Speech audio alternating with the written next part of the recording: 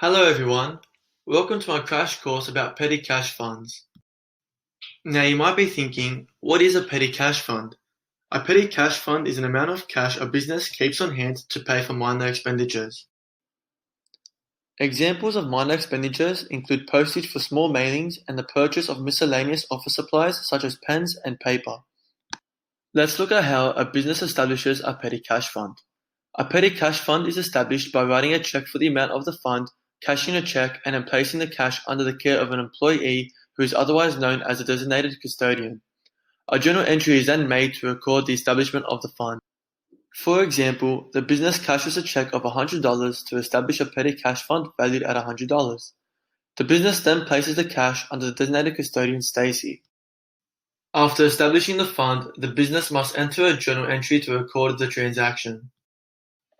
As you can see, the journal entry shows an increase in petty cash and a decrease in cash.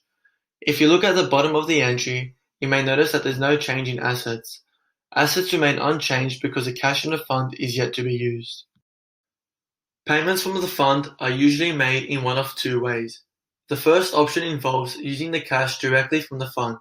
The alternative involves the employee using their own money and then seeking reimbursement at a later date. It might be important to add that receipts should be kept when making purchases from the fund to help accurately record expenses. Another thing to note is that as payments are made from petty cash, no journal entries are made. Journal entries are only recorded when the fund is replenished. What happens when the fund runs out of money? Don't stress, this is where we learn about replenishing the fund. Replenishing the fund takes place when the fund's balance has decreased significantly or there's no money left at all. The remaining cash in the fund is counted and the business cashes a check for the amount that brings the total cash in the fund back to the original balance. The receipts in the fund are then used as documentation for recording expenses. Here is an example of a business's fund replenishment report. As you can see, the cash requested to replenish the fund is $85.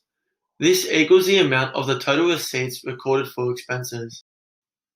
Hence, for this particular business to replenish their fund and record its transaction, the business needs to cash a check of $85 and record its expenses. This is how a business replenishes their petty cash fund. So what happens when the amount of cash needed for replenishment doesn't equal the total amount of receipts? When this mismatch occurs, the discrepancy is charged to an account called the cash over and short account. This is a temporary account that can have either a debit or credit balance depending on the situation. Thank you for listening. I hope this video was helpful.